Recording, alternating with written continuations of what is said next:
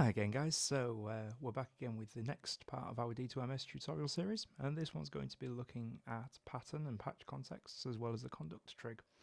So the pattern and patch contexts are two related concepts that will help us kind of expound upon that 16 step limitation and actually move through versions of those 16 steps to create kind of full song structures. The pattern context offers us 16 instances of each track lane that we have within one pattern. So one pattern is made up of 4 pages of 4 track lanes, and any one of them can have 16 instances with different note data in it that'll let you do verses, pre-choruses, choruses and so on. And they can be moved and into and activated simply by pressing on the grid. So before I do that, I'll just quickly show you what I've got set up here. So I've got a riff machine and a chord machine, both pulling their data from whatever's in track lane 1. I've just got C and F as a nice simple example of a kind of verse. I've also got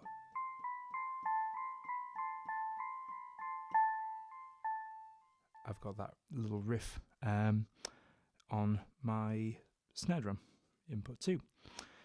So if we call that our verse, if we now want to move to a chorus, we can do so by deciding that we want to have a second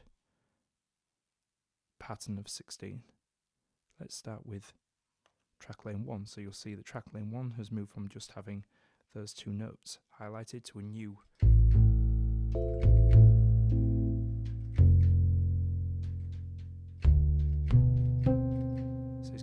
random data in it.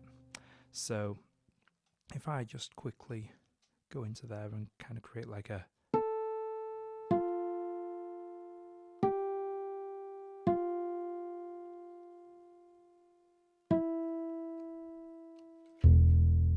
so I've now got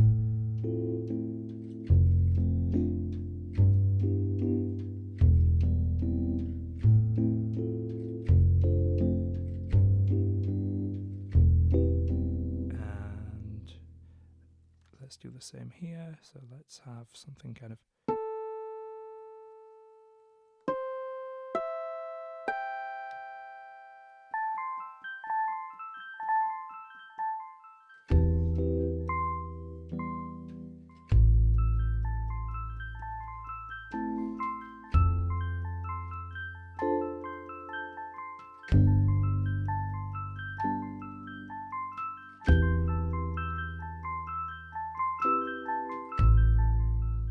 so that's kind of our chorus, let's say. And if we go back to our first pattern,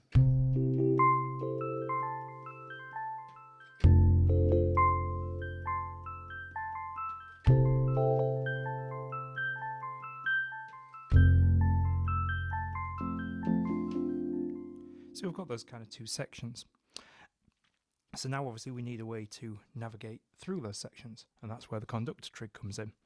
So if we go to our trigs context and we pick, I'm going to pick my floor toms rim, we'll see that I've already assigned that to a conductor trig. So the conductor trig basically offers us a way of controlling patterns, patches and scenes, and we'll go through those sort of one at a time. So for now we're just going to turn on patterns.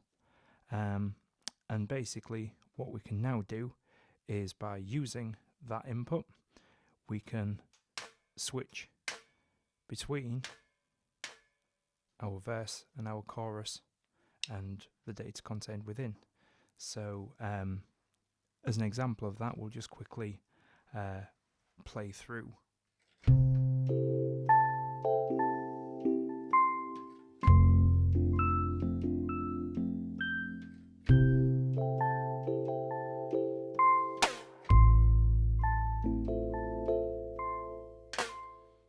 Sorry, I might have hit that by accident.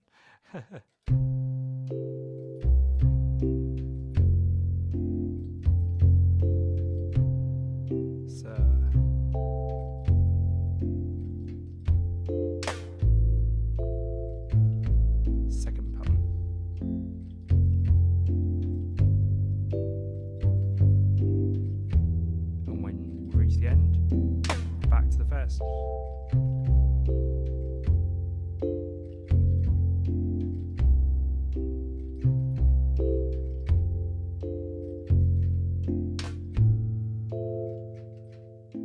So yeah, at the moment that's maybe not doing anything sort of more impressive than what we had with the AB machine, but obviously if we go into a third pattern, we can now have, so just quickly,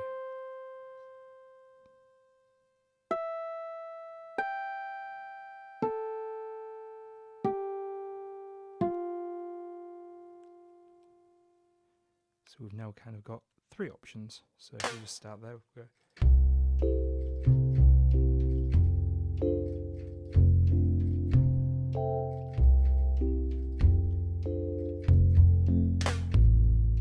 chorus.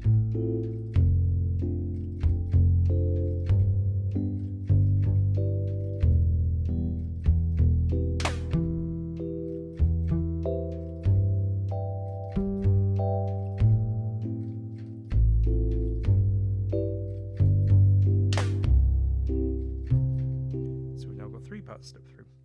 And like I say, these patterns are on a pair track basis, so you can have sort of just 2 options on track lane 2 and 3 options on track lane 3, and they'll all kind of revolve around, so you end up with some interesting non-sequential kind of relationships between those.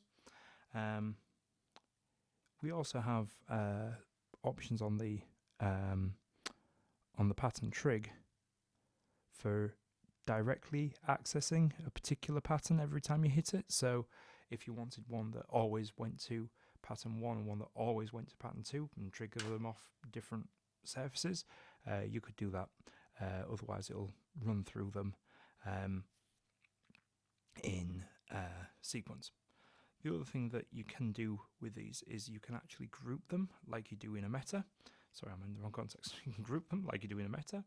So I'm just going to add a 4th one in there for simplicity's sake. And we'll just quickly put another little thing there. So if I wanted to kind of extend a pattern so that it kind of read automatically between them, you can kind of create a group like this.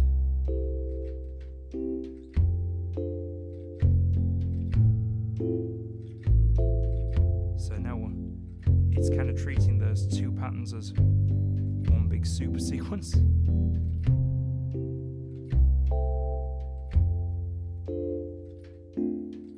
You can see it's switching at the end of the pattern 1 into pattern 2 automatically, and that's great if, for instance, you've got a note sequence for a melody that's more than 16 steps long. You can just have 2 or 3 or whatever patterns together, however many you need to make the full number of steps, and you can kind of loop between them without having to press anything.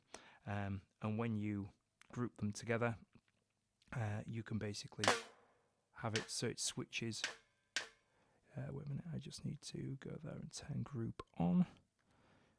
You can now have it so it basically groups those together and moves between them in groups of 2. Great acknowledges that you've got a group of 2. You need to make sure you've always got the right, like an equal number of groups. So if you've got, for instance, a group of 3, you would need to make sure you had 6 in the pattern, or 9, or 12, or so on.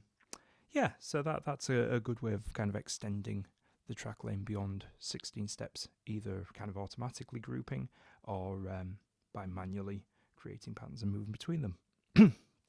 So that's pattern, and that's kind of an overview of what Conductor does. But we can also use the Conductor to control the patch section. And what the patch context is, which is this context here, is one row of 16 instances, but each of those 16 instances contains different MIDI channel data for every one of your layers, and every one of, well, all your inputs share one layer. So input 1 to 16, layer 1 is the same MIDI channel data between them all, and the same for layer 2, layer 3, layer 4 and layer 5. So the quickest way to explain this is if in patch 1 we just have inputs 1, 2, 3 and 4, and then so that's MIDI channels 1, 2, 3 and 4, and then in patch 2 we add in 5, 6, 7 and 8. So you can hear that on my gadget here we now have, as well as, if I take that away, before it was just triggering channel 1, but if I now move that back in, it's triggering channel 5 as well, and the same with channel 2 and channel 6, and so on. So similarly to how we had our Conductor Trig controlling the patterns, we now have that just controlling the patches. So you can see by stepping between them, I now have two different kind of intensities of MIDI channel, which lets us kind of add and remove instruments. So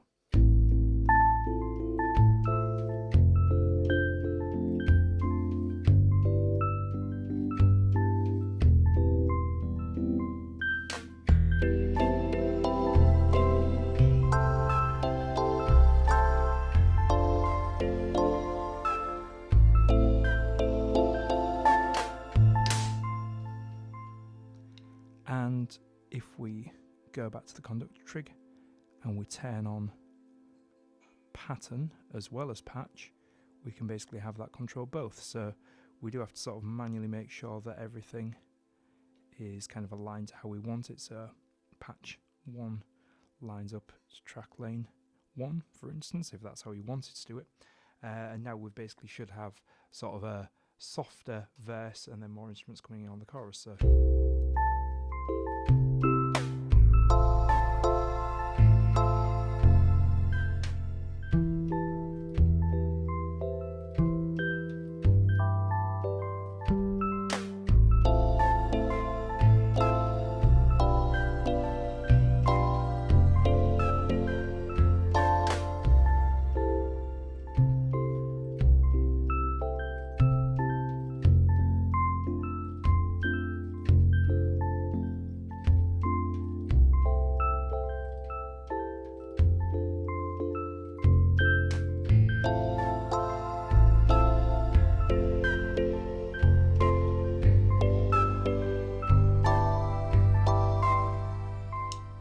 So yeah, I mean, my actual playing examples are probably not very good examples, but I hope it gives you the idea of how you can move between verses and choruses and kind of create dynamics by adding and removing MIDI channels.